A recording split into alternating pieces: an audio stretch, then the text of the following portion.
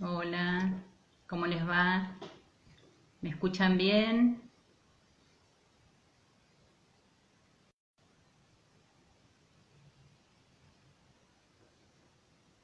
Hola Camila, Mabel, ¿cómo estás?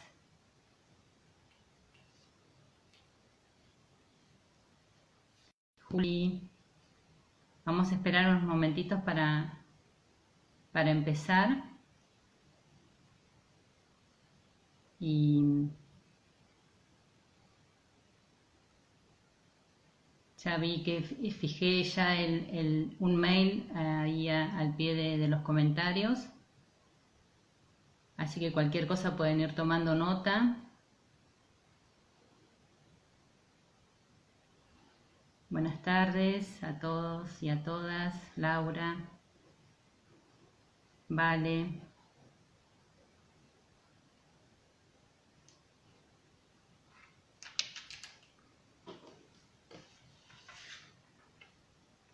Les voy comentando que esta charla se va a empezar a dar acá desde Neuquén Capital. Es la séptima charla federal de un ciclo, así que un ratito más ya iniciamos. Ani, un abrazo. Paola. Lili, ¿cómo estás, Lili? Me alegro que te hayas podido conectar.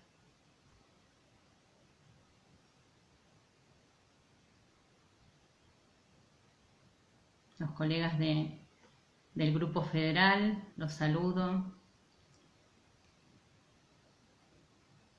Bueno, vamos a ir iniciando la charla.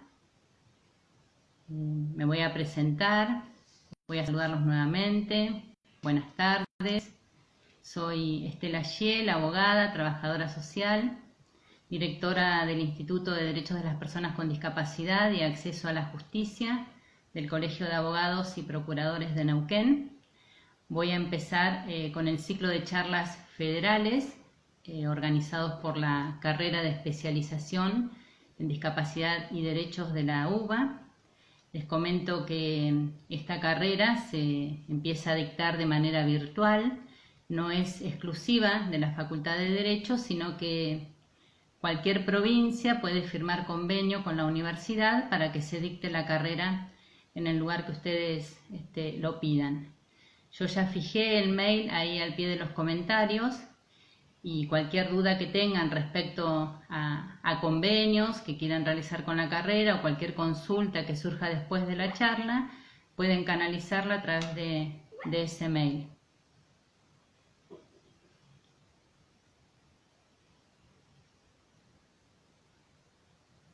Se los leo al mail, es discapacidad y derechos.uba@gmail.com. Bueno, desde Neuquén fuimos convocadas, somos un grupo que trabajamos en el Instituto de Derechos de las Personas con Discapacidad para poder hablar de las acciones positivas que ha puesto en marcha el gobierno de la provincia, o sea, la provincia de Neuquén, para dar respuestas a todas las situaciones que se han presentado en este marco de emergencia sanitaria.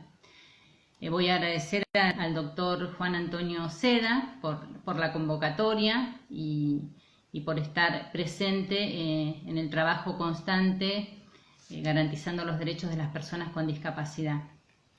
Les voy a recordar, para que no quede pendiente, la invitación para la semana que viene, el miércoles 10 de junio. Vamos a viajar a Paraná, Entre Ríos, y vamos a charlar con Andrea Nacibera y Flavia Quintana.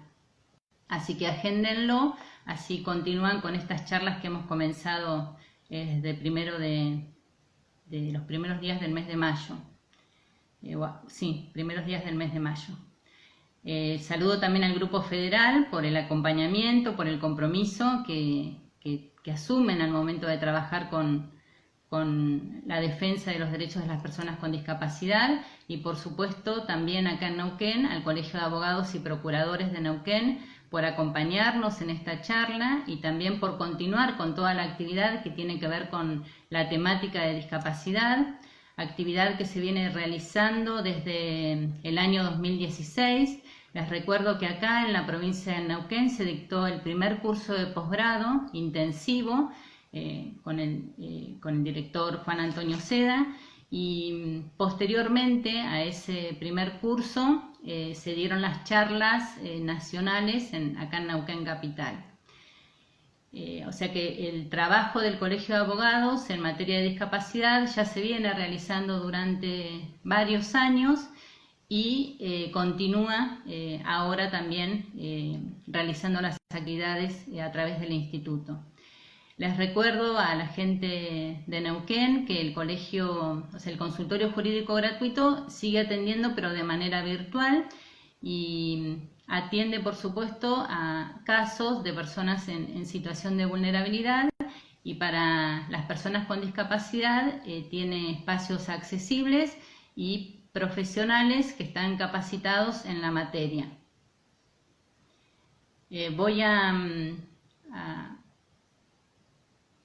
Sí, estoy saludando. Voy a desactivar los comentarios, y después, 15 minutos antes de terminar la charla, los vuelvo a activar, y ahí vamos a tener un intercambio de preguntas y respuestas en el caso de que así lo quieran, y canalizamos todas las dudas. Con respecto al curso de posgrado, se iba a dictar en el mes de mayo de manera presencial acá en el Colegio de Abogados, pero bueno, ya sabemos que es imposible continuar con esas modalidades, y estamos trabajando para que en breve se pueda dictar de manera virtual. Entonces convoco a los profesionales del interior de la provincia a que se inscriban en el momento de que empecemos a dictarlo.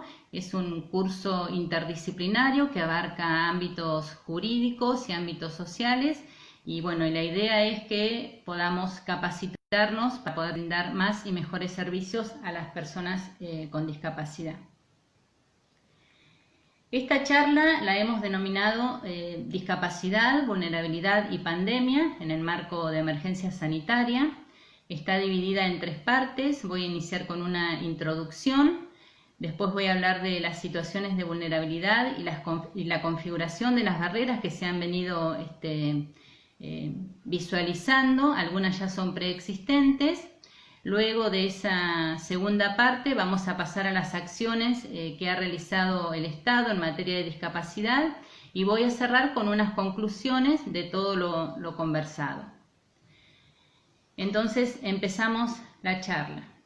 Les voy a decir que la Convención de Derechos de las Personas con Discapacidad fue firmada por Argentina en el año 2008, y con esta firma se compromete a garantizar, respetar y promover los derechos de las personas con discapacidad ante todo el mundo, y ese compromiso es para garantizar la real participación de oportunidades y de tratos de las personas con discapacidad, con el fin de eliminar todas las barreras que impidan a las personas poder interactuar o incluirse en una sociedad. La Convención no establece nuevos derechos humanos, sino que les aclara a los estados que la han firmado cuáles son sus obligaciones jurídicas para poder respetar y garantizar estos derechos humanos. La Convención también define aspectos que tienen que ver con la accesibilidad, la concientización, participación, diseño universal, ajustes razonables, sistemas de apoyo, para que el Estado pueda emplear estos conceptos o estos aspectos específicos que figuran en la convención como para poder garantizar los derechos. Estamos transitando, ya sabemos, un modelo social con perspectiva de derechos humanos, que considera la discapacidad como una construcción social que impide, a través de diferentes barreras, ya sean físicas o actitudinales, el ejercicio pleno de derechos de las personas con discapacidad. Ya entrando ahora en un contexto específico de la pandemia, en este marco de emergencia sanitaria, les voy a recordar brevemente algún recorrido de cómo comenzó esta situación y después vamos a pasar directamente al tema principal. El 11 de marzo, la Organización Mundial de la Salud declara que el virus, el coronavirus, es una pandemia. Y en función de eso, el Poder Ejecutivo Nacional determina, por Ley 27.541, ampliar la emergencia sanitaria, que ya la había declarado en el mes de diciembre, hasta diciembre de este año, o sea que amplía hasta final de año. También, inmediatamente de esa declaración, se establece como modo preventivo y de resguardo del derecho de la salud, fundamentalmente la salud pública, un decreto, el 297, donde se determina el aislamiento social preventivo y obligatorio. Es decir, se prohíbe la circulación a las personas que habitan en el país y también a aquellas que están en tránsito. Este decreto fundamentalmente pretende disminuir o mitigar la propagación del virus y es un compromiso que todas y todos los ciudadanos debemos asumir, cumpliendo las medidas sanitarias que provienen de los ministerios de salud y los equipos que están preparados para poder hacer el control y monitoreo. En ese mismo decreto, el artículo 6, inciso 5, determina como una actividad de excepción. Ya había previsto actividades consideradas esenciales y también incluye actividades de excepción al cuidado personal de otras personas, o sea, aquellas personas que tienen una actividad de cuidado de niñas, adolescentes, adultos mayores y personas con discapacidad, iban a poder seguir realizando esa actividad en una determinada franja horaria y después debían continuar el aislamiento en su domicilio particular. De esta medida se garantizan medidas de cuidado y de protección a los grupos que se consideran vulnerables. Y previo a esa medida se debería haber, por ejemplo, verificado si esa persona que hace la actividad de cuidador o de apoyo no estaba incluida en los grupos que también se consideraban de riesgo. Y esto es para evitar que la persona con discapacidad haya quedado sola en su domicilio o que sea la familia la que haya tenido que cubrir ese apoyo que tenía la persona con discapacidad. Lo fundamental es haber tomado las medidas correspondientes para evitar que la persona no quede aislada sin ningún tipo de comunicación dentro de su casa, ¿no es cierto? Ya en el gobierno provincial tomó las mismas medidas, haciéndose eco del gobierno nacional y fundamentalmente continuó con declarar el aislamiento social preventivo y obligatorio, disminuyendo la propagación del virus y preservando el derecho a la salud tanto de manera individual como colectiva.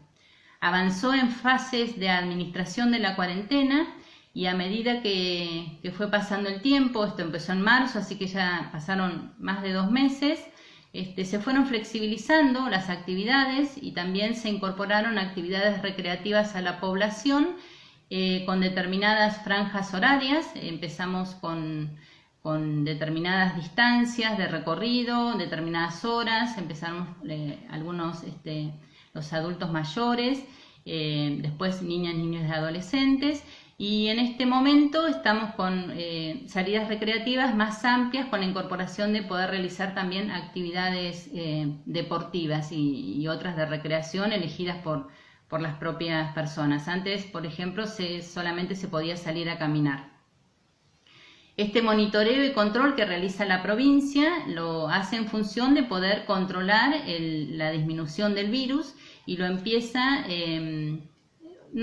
sino que lo organiza en función de controlar también las localidades del interior y fueron desde ahí donde se empezó a verificar o a monitorear cuál era la respuesta de no solamente el comportamiento social, sino también el tema de la propagación del virus. Sabemos que son medidas excepcionales, medidas sanitarias, y que lo que promueve el Estado es garantizar nuestra salud, más allá de que consideremos que en algunas oportunidades veamos restringida nuestra capacidad de poder tomar decisiones.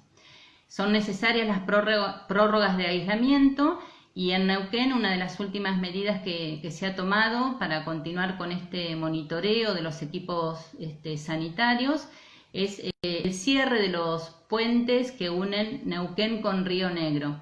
Esta medida va a durar hasta el 12 de junio y entre ambos gobiernos van a evaluar la situación para poder activar la circulación, porque es cierto que desde ambas provincias los ciudadanos trabajamos de un lado y del otro de cada lugar. Bueno, eso más o menos sería como una introducción o un repaso de lo que ha ocurrido, breve porque ya ha transcurrido mucho tiempo y se ha conversado también en otras charlas. Vamos a pasar ahora al tema principal, las situaciones de vulnerabilidad y las barreras que se han hecho evidentes en este contexto. Y no solamente barreras que podemos considerar nuevas o que se visibilizaron ahora, sino barreras que debemos considerar que ya vienen antes de la pandemia. Entonces, lo que vamos a transitar ahora es lo que venía antes de la pandemia, durante esta pandemia y qué podemos esperar cuando todo esto termine. El artículo 75, inciso 23, establece que le corresponde al Congreso Nacional legislar y promover medidas de acción positiva para poder garantizar que todas las personas que corresponden a grupos vulnerables puedan tener el ejercicio pleno de derechos en igualdad de condiciones y de tratos, eliminando de esta forma todo tipo de barreras que le impidan estar en una sociedad. El artículo 75 de la Constitución Nacional dice que se tienen que tener en cuenta los derechos humanos que están dentro de esta Constitución Nacional y también tener en cuenta los tratados internacionales vigentes. Respecto a estas medidas de acción positiva, respecto a los niños, respecto a los ancianos, así se menciona en el artículo, mujeres y personas con discapacidad. Y en este contexto sí se hizo evidente que los niños, niñas y adolescentes, los adultos mayores y las personas con discapacidad pertenecen a grupos en situación de vulnerabilidad. Una expresión que podemos considerar que es flexible, que es dinámica, siempre y cuando las medidas que se tomen para poder protegerlos cubran sus necesidades básicas o que puedan llegar a ejercer plenamente los derechos que se han vulnerado. Y pongámonos a pensar cómo nos hemos sentido todas y todos en esta situación de emergencia sanitaria. Nos sentimos una sensación de haber estado inmersos en una situación de vulnerabilidad. Hemos sentido, por ejemplo, que nuestra posibilidad de tomar decisiones se vio disminuida, que nuestra casa de un día para el otro se convirtió en nuestro lugar de trabajo, en un gimnasio, en una escuela, en un centro de rehabilitación. Y así todo seguimos preguntando, más allá del riesgo que corremos, el riesgo a nuestra salud, ¿quién garantiza nuestros derechos? ¿Quién garantiza nuestros derechos civiles, políticos, económicos? Muchas preguntas y pocas respuestas. Algunas se han diluido en el tiempo, desde el mes de marzo, y otras aún persisten. Para las personas con discapacidad, estas barreras o estos cuestionamientos de derechos vulnerados que la mayoría de la población reclama, ya es moneda corriente. Para ellos es lo cotidiano estar preguntándose cuándo alguien va a garantizar mis derechos, cuándo se van a eliminar estas barreras dentro de la sociedad. Son preguntas que en cierta forma los estados tienen que dar respuestas y a veces la dan, es verdad. O sea, se ha avanzado, por ejemplo, puedo decirlo acá en la provincia de Neuquén, en la garantía y la promoción de los derechos para las personas con discapacidad. Pero tengamos en cuenta que cuando nosotros hablamos de barreras o hablamos de obstáculos, no tenemos que dirigirnos específicamente a pensar que solamente se trata de discapacidad o de personas con discapacidad. Los obstáculos los tenemos todos y los vamos creando todos y todas dentro de una sociedad. Y es así que al tomar medidas, el artículo 11 de la Convención le dice a los estados que es necesario que cualquier medida que se tome, cualquier resolución que se tome, para evitar estas situaciones, ¿sí?, de obstáculos o de restricciones, tienen que tener en cuenta la opinión de las personas con discapacidad o, en su defecto, garantizar esos derechos con la participación de las organizaciones de la sociedad civil. Tarea que tienen las organizaciones de controlar, monitorear las leyes y ponerlas en práctica en políticas públicas que tengan adaptaciones y que estén pensadas para personas con discapacidad.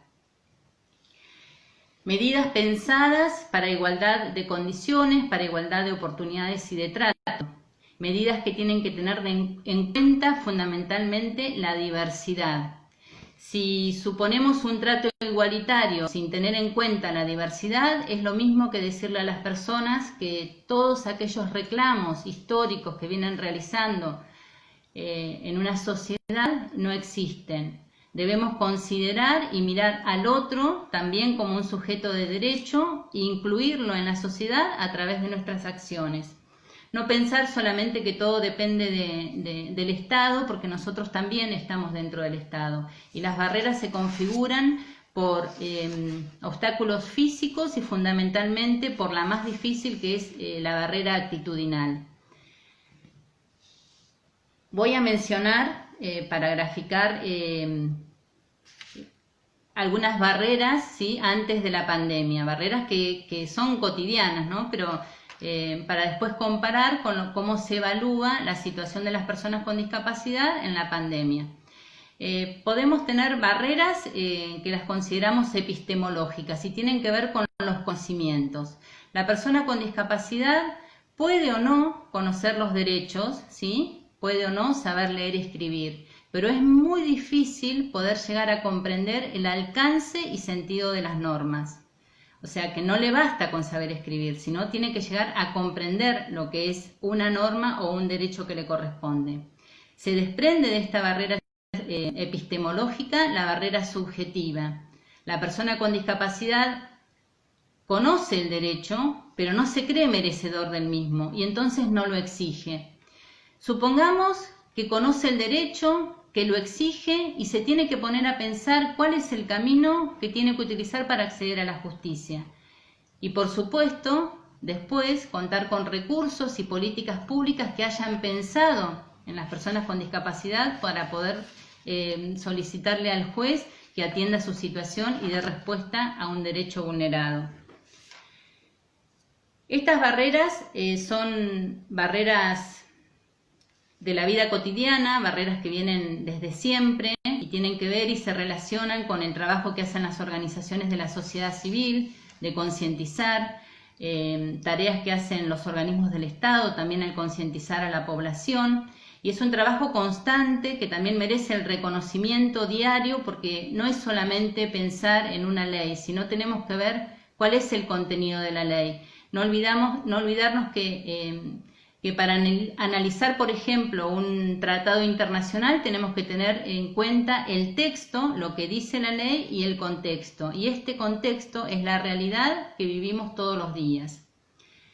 Ya dentro del marco de la pandemia, la Organización de Estados Americanos también visualizó diferentes barreras que tienen que ver con estas medidas que toma el Estado ante la emergencia sanitaria, y barreras que se las configuraron o las organizaron en tres tipos principales. La primera es barreras ante las medidas de prevención que toman los estados, y por ejemplo puede ser el escaso o nulo acceso a la información preventiva de salud. Una segunda barrera es ante las medidas de disminución y control de los riesgos, y un ejemplo de ello sería la interrupción de los servicios de personal de apoyo y de cuidado domiciliario. Y una tercera barrera que menciona la Organización de Estados Americanos es la atención al cuidado de la salud, o sea, esas decisiones que se toman ante la atención y cuidado de la salud. Y el ejemplo acá es lo que estamos atravesando prácticamente y lo que se habla de forma permanente en la sociedad, es la imposibilidad de poder continuar con los tratamientos de habilitación y rehabilitación, o también aquellos que son complementarios a la salud y que ya la persona con discapacidad los venía realizando. Y esto por la dificultad, por ejemplo, de poder comunicarse o movilizarse al centro de salud donde estaba concurriendo. Entonces, si hablamos de barreras, tenemos que hablar de mecanismos de accesibilidad para que en lo cotidiano se vayan eliminando esos obstáculos y resulten eficaces para aquellas medidas que toma el Estado. La Convención también menciona la accesibilidad y en su artículo 9 habla de la accesibilidad y está configurada por dos elementos: diseño universal y ajustes razonables. Ustedes dirán, ¿qué es el diseño universal? Donde se observa este diseño universal en la sociedad en que vivimos. El diseño universal es la sociedad inclusiva, la sociedad que tenemos que construir entre todos y pensar esa sociedad que es en igualdad de condiciones, de oportunidades, que la persona con su dignidad pueda tomar sus propias decisiones y realice las actividades que le correspondan a su vida cotidiana sin ningún tipo de obstáculo o limitación. Eso es pensar un diseño universal, una sociedad para todos. Si vemos en esta pandemia, por ejemplo, cómo podríamos graficarlo, tenemos el tema de la información y la comunicación. Una persona con discapacidad se pregunta, ¿estoy informado, comunicado? ¿Me informan en forma paralela o simultánea con el resto de las personas? Se utilizan, por ejemplo, intérpretes de lengua de señas, lectura fácil, lenguaje sencillo, subtitulados. Entonces, eso es ver el diseño universal, pensar que lo que estamos haciendo, las decisiones que tomamos, tienen que abarcar a todas las personas y dejar de una vez por todas decir para las personas con discapacidad o sin discapacidad, para las personas. Del diseño universal se desprenden los ajustes razonables, y los ajustes razonables también son modificaciones, pero son específicos para una determinada persona. Son adaptaciones que tienen que ver, por ejemplo, con el trabajo en una situación laboral. En marco de pandemia, voy a seguir con los ejemplos como para llevar, por ejemplo, a la realidad de lo que estamos viviendo. Todos tuvimos que hacer teletrabajo, todas y todas teletrabajo. Bueno, todas pasaron por ese trayecto de decir, bueno, tengo que llevar todo a mi casa, qué horarios voy a tener, mi casa sigue siendo mi casa y también es el lugar de trabajo. Las personas con discapacidad, para poder continuar haciendo ese teletrabajo, las actividades que realizaba habitualmente, necesita ajustes que tienen que ser pensados para que pueda continuar participando en ese lugar donde venía realizando sus actividades. Si los hacemos o si nos damos cuenta que los necesita y los proveemos, nuestra actitud es positiva. Ahora, si los denegamos, lo estamos colocando en una situación de desigualdad y, por supuesto, de discriminación. Voy a continuar ahora con otro sistema, que es el sistema de apoyos, que tiene que ver también con la accesibilidad. El sistema de apoyos no es propio o determinante de una restricción de la capacidad jurídica.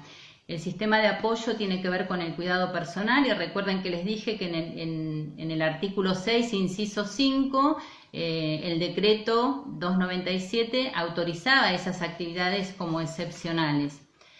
Y ese sistema de apoyos tiene que ver con colaborar con las personas sin que éstas pierdan autonomía y dejar que tomen sus propias decisiones en la vida cotidiana. Restringir los apoyos, los ajustes razonables, es también recargar sobre las familias situaciones que hasta la fecha no venían realizando. Entonces, el tema de la accesibilidad, que debe ser universal, tenemos que pensar y tener en mente todas y todos que una sociedad tiene que ser inclusiva. no pensemos solo en salud, solo en salud porque estamos en este momento en la pandemia, sino pensemos también en la vivienda, en el trabajo, ¿sí? en la organización de la sociedad, en nuestras empresas que sean accesibles para las personas para que puedan continuar trabajando y gestionar medidas que puedan llegar a colocar a las personas en igualdad de condiciones. La inclusión no es solamente el resultado de una determinada política pública, sino es la forma de cómo se llegó a esos resultados. Y tenemos que considerar esto porque es la intervención de las personas con discapacidad la que puede llegar a lograr que esa determinada política pública sea útil para todas y para todos. Ahora bien, de todo este repaso que he hecho, vamos a pasar ahora a ver qué medidas se tomaron o qué respuestas se dieron en la ciudad de Neuquén para poder no solo mitigar la propagación del virus, sino también para ir eliminando las barreras o los obstáculos que se presentaron a las personas con discapacidad. Al ser estas charlas federales, me corresponde comentarles que acá en Neuquén el gobierno creó en el año 2016 la Subsecretaría de Discapacidad. Es un organismo que depende del Ministerio de Ciudadanía. Se basa en la Convención sobre los Derechos de las Personas con Discapacidad, promueve, protege y garantiza los derechos de las personas con discapacidad, se organiza en direcciones provinciales que tienen que ver con la concientización, la accesibilidad y la participación ciudadana. Participación ciudadana que se vio desde un principio en que se creó cuando se empezó a trabajar en el Consejo Federal de Discapacidad al interior de la provincia, con la participación de todas las personas, recorriendo el interior de la provincia para poder conocer la realidad en materia de discapacidad. Es cierto que no todas las localidades tienen lugares específicos que trabajan la discapacidad, pero trabajan de forma coordinada con la Subsecretaría de Discapacidad que está ubicada acá en Neuquén Capital. Al interior de la Subsecretaría tenemos el equipo facilitador, que es la puerta de entrada al reclamo de derechos vulnerados o necesidades de las personas, y también trabajan en forma, la concientización que da cuenta el artículo 8 de la Convención. Trabajan personas con discapacidad a través de la radio abierta, Radio La Ronda, y también recorre toda la provincia. La subsecretaría tiene también 3 juntas evaluadoras que certifican la discapacidad. Una de ellas es itinerante, y ahí también es cierto que también hay en el interior de la provincia hay juntas en la localidad de San Martín de los Andes, de Junín de los Andes y Rincón de los Sauces. No recuerdo otra, pero creo que esas son las localidades que ya tienen sus juntas evaluadoras. Se ha habilitado en este marco de pandemia y teniendo en cuenta la situación que están atravesando las familias de personas con discapacidad, un programa que tiene que ver con el sostenimiento y el acompañamiento psicológico, caminos que se encuentran, y también se continúa con el trabajo constante con las organizaciones de la sociedad civil. Con respecto a las situaciones de violencia que también se abordan desde la Secretaría de Discapacidad, se trabaja en conjunto con el dispositivo que trata a las violencias en la provincia de Neuquén, dispositivo la línea 148, que también pertenece al Ministerio de Ciudadanía.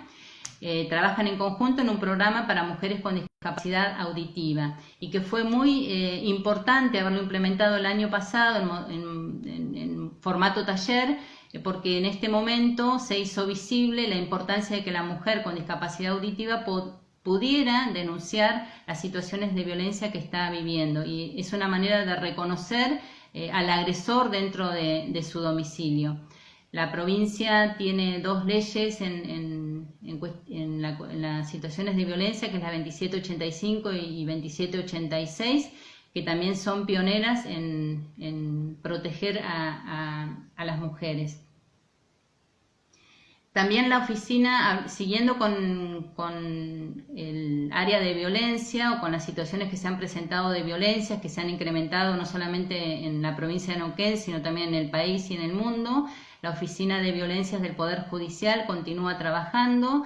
A partir de la emergencia sanitaria, el Tribunal Superior de Justicia aprobó un protocolo que no es específico para personas con discapacidad, pero sí contempla todas las situaciones que tienen que ver con el espacio accesible, cuenta con intérpretes de lengua de señas, se continúan con los monitoreos de las situaciones que venían anterior a la pandemia, y trabaja también de forma articulada con la línea 148 y otros organismos del Estado como el Ministerio de la Subsecretaría de Discapacidad.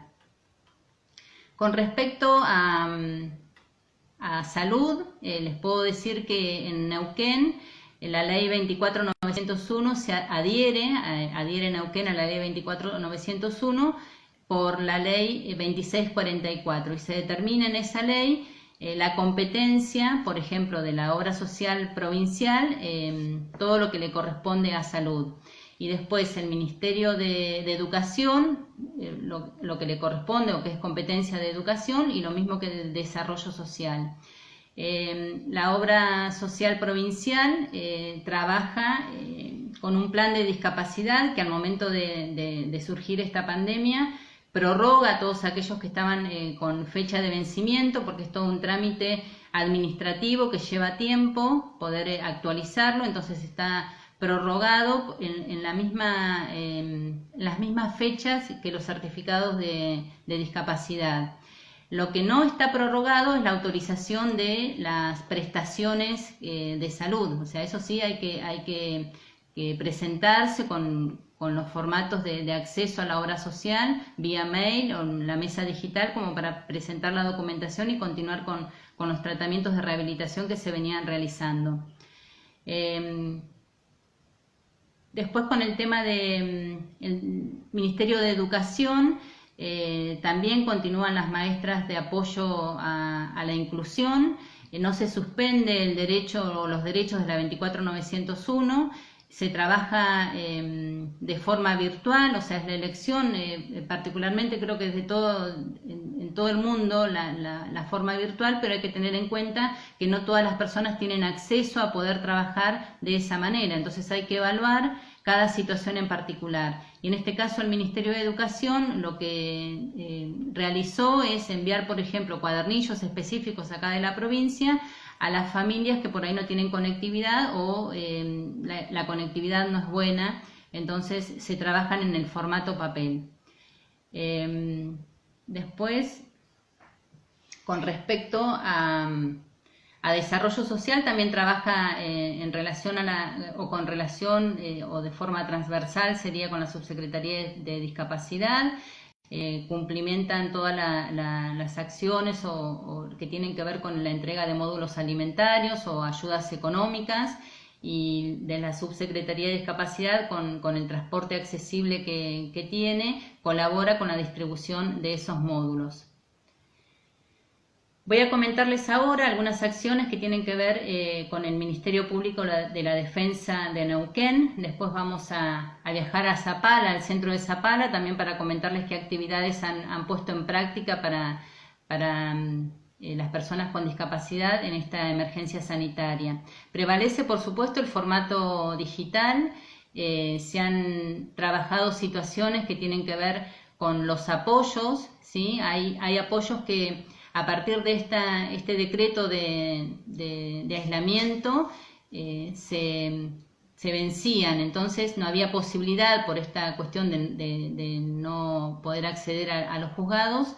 Se pide desde el Ministerio de la Defensa medidas cautelares para que estos apoyos continúen la actividad y no se vulneren los derechos de las personas con discapacidad, porque bueno, al no tener apoyos, por ejemplo, no podrían ir a cobrar su pensión no contributiva o no podrían realizar ningún tipo de trámite que tenga que ver con ANSES o con respecto a la salud, cualquier cuestión de la vida cotidiana para la que haya sido designado ese apoyo. Entonces se trabaja para que de manera virtual, con una medida cautelar, se prorrogue la vigencia de esos sistemas de apoyos que ya habían sido designados.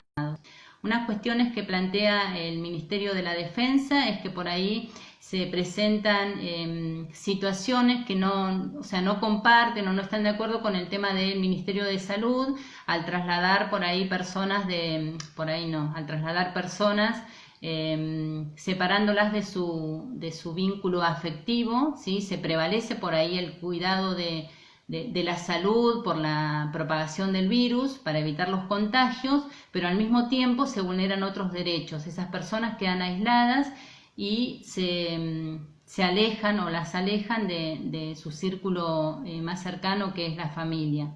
Dentro de lo que es el Ministerio de la Defensa trabajan 10 profesionales que realizan diferentes roles y cada uno va presentando diferentes estrategias para dar respuestas, porque tengamos en cuenta que la actividad principal de los defensores o de los letrados es trabajar en terreno, y en este momento todo se hace de forma virtual.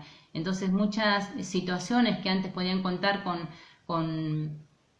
informes que por ahí podían ser más completos, hoy solamente se manejan vía telefónica o vía mail. Ya en el Ministerio de la Defensa, la localidad de Zapala, desde el primer momento que se declaró la emergencia sanitaria, oficiaron a los hospitales públicos y a las municipalidades, indicándoles que cualquier situación, protocolo o medida que se tomaran tenían que tener en cuenta a las personas con discapacidad. También a los usuarios de la Ley 26657, y debían continuar con el monitoreo y control de todas las situaciones que se venían trabajando hasta la fecha de que se declaró el aislamiento. El Ministerio de la Defensa tiene jurisdicción en localidades del norte neuquino como Cabiahue, Aluminé, Chosmalal, y se trabaja en relación con los equipos interdisciplinarios y, bueno, por supuesto que también vía virtual. Colaboran en agilizar trámites que tienen que ver con las ayudas que da el gobierno, las ayudas económicas, la entrega de víveres secos o módulos alimentarios. Y con respecto a las obras sociales, lo que tratan de hacer es agilizar la entrega de prótesis o insumos, evitando iniciar algún tipo de amparo para en la cuestión de los tiempos que están, por supuesto, los plazos suspendidos, pero se requiere por ahí una decisión inmediata, ¿sí? Dar una respuesta inmediata y que la persona no quede esperando a que la actividad o el acceso a la justicia se normalice o se agilice. Más o menos eso sería lo que tengo que comentarles con respecto por ahí a las internaciones involuntarias. En Zapala se respeta la entrevista del artículo 22 de la ley 26657 y se priorizan también tratar por supuesto de proteger la salud, pero no perder el contacto con las personas, aunque sea de manera virtual. Una forma también de acceder a la justicia es que los abogadas y las abogadas podamos seguir trabajando en nuestros lugares de trabajo. Acá en Neuquén se ha avanzado en la flexibilización de acceso a la justicia. Se ha implementado una plataforma web que permite ingresar escritos y demandas, nuevas demandas para poder continuar trámites o empezarlos. Específicamente por ahí el tema del juzgado de familia, que es el que más trabajo tiene, y también se ha posibilitado el envío o diligenciamiento de los oficios al Banco de la Provincia del Neuquén. Lo que se pide últimamente es la posibilidad de que los profesionales, respetando todo lo que es el protocolo sanitario, volver a nuestros lugares de trabajo y poder atender a nuestros clientes para que haya una mejor tutela de la justicia. Ya cerrando, les voy a comentar de todo lo que hemos conversado, algunas reflexiones que hemos evaluado al formar o al comentar esta charla. Y el instituto entiende que más allá de la urgencia o la diversidad de normas o la multiplicidad de normas, todas las medidas adoptadas, tanto a nivel nacional como local de la provincia, todas deberían estar orientadas a garantizar la vigencia de los derechos humanos, sin ningún tipo de discriminación, ser acordes a la Convención, garantizar la participación de las personas con discapacidad o las organizaciones de la sociedad civil que las representan, tener en cuenta que los grupos de personas con discapacidad son grupos heterogéneos que incluyen dentro de su interior a personas en situación de riesgo y tener en cuenta todas y todas como ciudadanos que es importante que tomemos conciencia. Tomemos conciencia de la actitud que tenemos frente a las personas con discapacidad. Por supuesto que tienen que ser actitudes positivas y sin discriminación. Y por sobre todas las cosas, considerar que la persona con discapacidad es titular de derechos humanos como todas y como todos. Bueno, eso fue todo. Espero que haya podido ser de utilidad la información de cómo se trabaja acá en la provincia. Voy a recordarles y voy a habilitar primero los comentarios y recordarles que el 10 de junio, o sea, el miércoles próximo, vamos a estar en Paraná, Entre Ríos, con Andrea Nacibera y Flavia Quintana. Voy a leer algunas preguntas. A ver, aguárdenme un segundo.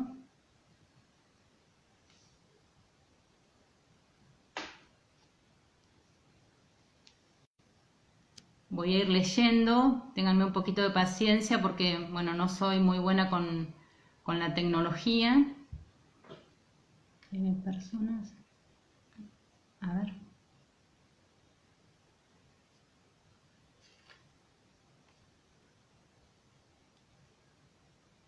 Sí, la verdad que vi al principio nomás el tema de una pregunta alcancé a leer sobre el tema del CUD, el certificado de discapacidad.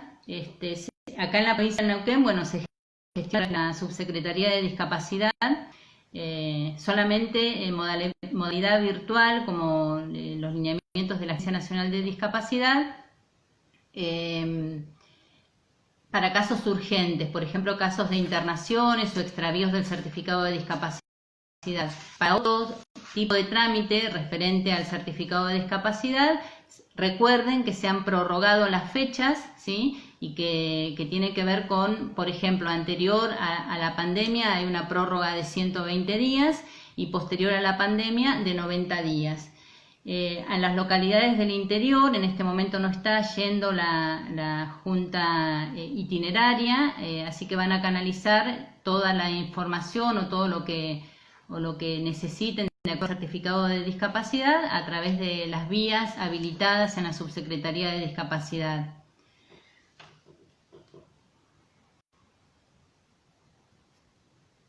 Recuerden que la Agencia Nacional de Discapacidad también sacó una resolución, creo que fue ayer o antes de ayer, que tiene que ver con la renovación de los certificados. O sea, son solamente para aquellos certificados que son anteriores a la Ley 24.901. Lo que se trata de hacer es que todos los certificados sean uniformes y eso también facilita y evita un montón de inconvenientes al momento de realizar los trámites.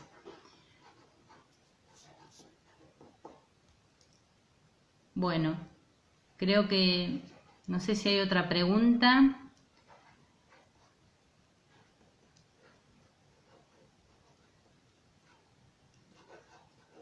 Con referencia al plan de discapacidad, tengan en cuenta que lo que hay que renovar es el plan D de discapacidad, lo que se llama acá plan D, que es un programa donde están enroladas las personas con discapacidad en la obra social provincial. Todas las prestaciones, ¿sí?, tienen que seguir presentándose la documentación con la prescripción del médico, y lo que no está vigente, por ejemplo, y lo que se tiene en cuenta de seguir igual dando las prestaciones de la 24901 es autorizar a las personas con un plan D vencido, por ejemplo. Estoy leyendo María Soledad. Ay, Aguárdenme un segundo que alcanzo a leer. Y María Soledad dice, en Neuquén se respetan las barreras arquitectónicas en la vía pública. Acá en Bahía Blanca contamos con una ordenanza, pero cuesta mucho la concientización. Sí, el trabajo de concientización, vayamos al artículo 8 de la Convención, es un trabajo de todos. Podemos tener lugares, espacios accesibles, ¿sí?, en todos los lugares de la sociedad, pero lo que hay que modificar fundamentalmente es la actitud que tenemos respecto a las personas con discapacidad, y ese respeto es lo que hace que todo lo que se haga en lo que tenga que ver con la accesibilidad física sea visible y útil para las personas con discapacidad. No te digo que se respetan en totalidad, porque hay cuestiones o una sociedad donde ya la construcción ya venía desde antes. Por ejemplo, las veredas no son todas accesibles para las personas con discapacidad, pero sí se trabaja que en función de, a partir de lo que está la Subsecretaría de Discapacidad, controlando que se cumplan los derechos en función de la Convención, se trabaja en el respeto de esas normas. Pero no todo, porque bueno, sería bastante dificultoso poder hacerlo. No es que no se tenga que hacer, se debe hacer, pero hoy por hoy se empieza a hacer desde lo que se inicia. Otra pregunta, doctora, en una persona que tiene hidrocefalia calculada, ¿sería una restricción de discapacidad con apoyo o declaración de la discapacidad? Específicamente con estas preguntas tan puntuales, yo lo que te recomiendo es que te comuniques con el Ministerio Público de la Defensa, para que puedas por lo menos evacuar todas las dudas con respecto a esa discapacidad específica, y tratar ahí de canalizar qué tipo de apoyo va a necesitar tu hija. Artículo 24. Las escuelas integrales o especiales no emiten certificación de esos trayectos educativos si se está dialogando algo sobre esto en algunas provincias.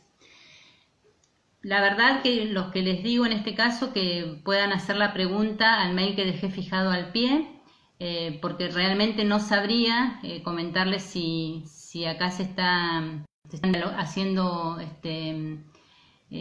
conversaciones o se está dialogando sobre tu consulta específica. Voy a ver el tiempo, ya me queda. Voy a darle una pregunta más, que Soledad dice, ¿tienen reclamos por no permitirse una persona con discapacidad en una ciudad u otra para la realización del tratamiento de rehabilitación? La verdad que se dio al principio, ¿sí?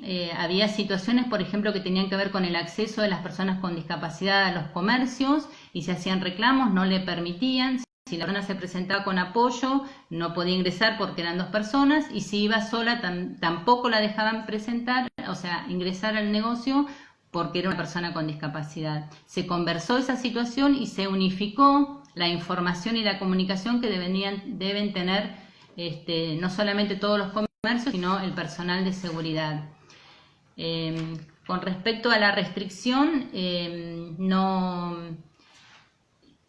tenemos conocimiento, pero por ejemplo, si una persona con discapacidad circula en la vía pública sin el certificado, ¿sí?, de circulación emitido por el gobierno, y que corresponde a todas y todas, debería llamársele la atención, porque corresponde cumplir con la normativa de circulación. O sea, de hecho, estamos en una sociedad donde tratamos de que todas las normas sean iguales para todos. Bueno, les agradezco, gracias por haber compartido este espacio. Espero que nos encontremos la semana que viene en Paraná. y que estas charlas federales enriquezcan la construcción de un país y de sociedades cada vez más inclusivas. Así que los saludo y gracias por escuchar.